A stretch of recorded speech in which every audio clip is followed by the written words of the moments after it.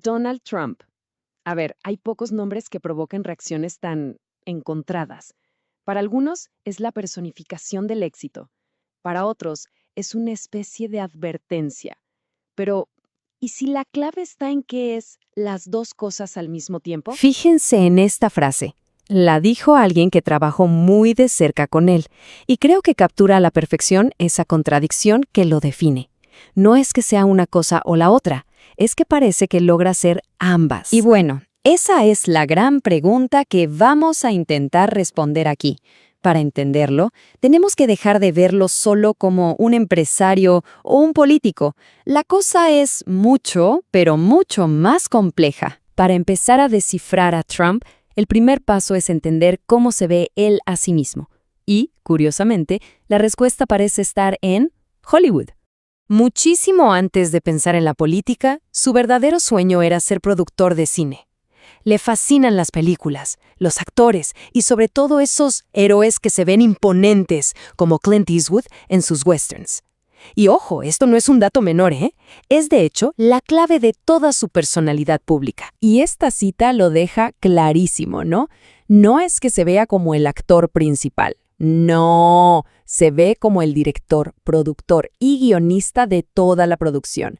Cada discurso, cada tweet, cada meeting es solo una escena más en la película La vida de Trump, donde él, por supuesto, siempre es el héroe que gana al final.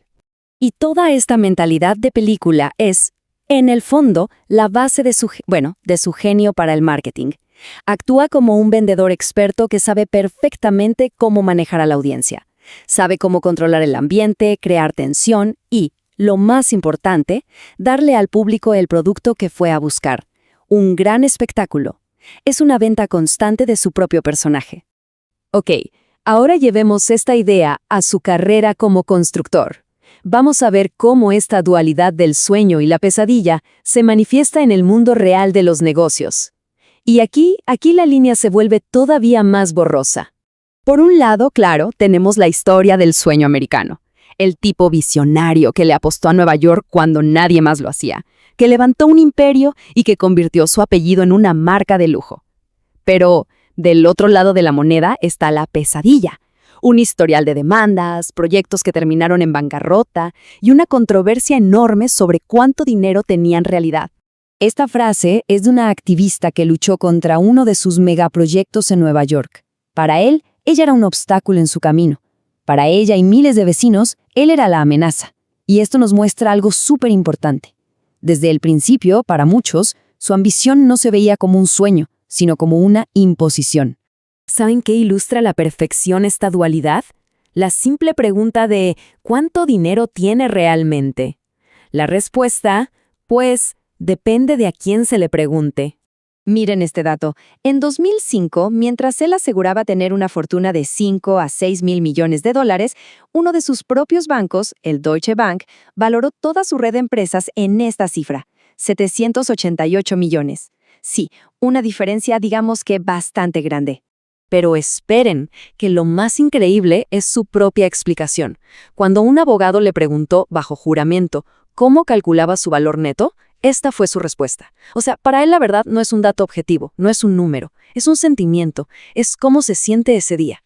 Y bueno, esta misma lógica, la de crear su propia realidad, fue exactamente la que aplicó en la política.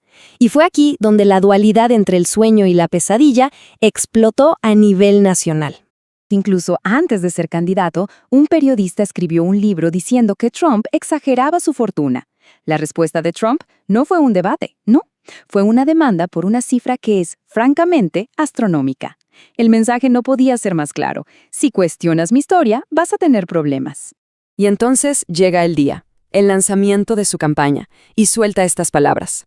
Palabras que, por cierto, no estaban en el guión. Para sus críticos, ese fue el momento que definió la pesadilla americana, una retórica divisiva, xenófoba, pero para sus seguidores fue el comienzo del sueño. Cualquiera pensaría que eso es el fin de una carrera política, ¿verdad? Un suicidio en público. Pero no, en lugar de hundirlo, lo catapultó a la cima. Entonces, la pregunta del millón es, ¿por qué? ¿Por qué funcionó? Pues la respuesta parece estar en que conectó con una parte del país que se sentía, pues eso, olvidada, ignorada. Para ellos, él no era un provocador. Era el único que se atrevía a decir en voz alta lo que ellos pensaban sobre temas que los políticos de siempre preferían evitar. No era un candidato, era su luchador. Y esta frase de una de sus seguidoras creo que lo resume todo a la perfección.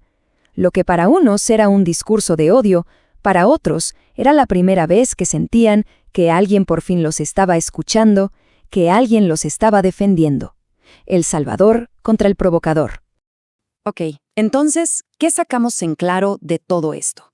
Pues que esta aparente contradicción en Trump, esta habilidad para ser sueño y pesadilla a la vez, no es un error, no es un defecto de su marca, es literalmente la marca en sí misma. Si lo analizamos, vemos que hay un método, casi como una fórmula. Primero, construye un personaje casi heroico, más grande que la vida. Segundo, alimenta sin parar una historia de que él es un ganador. Tercero, usa la confrontación para que todo el mundo hable de él. Y cuarto, convierte cada ataque que recibe en una prueba de su fuerza contra el sistema. Su capacidad para que lo vean al mismo tiempo como un sueño y una pesadilla es lo que lo hace tan resistente. Le permite atraer a todos los que se identifican con ese sueño de éxito, mientras que la rabia de los que ven la pesadilla, ¿qué hace? Pues solo confirma para sus seguidores que él es un luchador. Es un círculo perfecto que se alimenta a sí mismo. Y esto nos lleva a una última reflexión. A lo mejor el fenómeno Trump no se trata solo de él. A lo mejor nos dice más sobre una sociedad que está tan polarizada, tan dividida, que necesita con la misma fuerza tanto un héroe como un villano. Y bueno, él ha demostrado ser un maestro en jugar ambos papeles al mismo tiempo.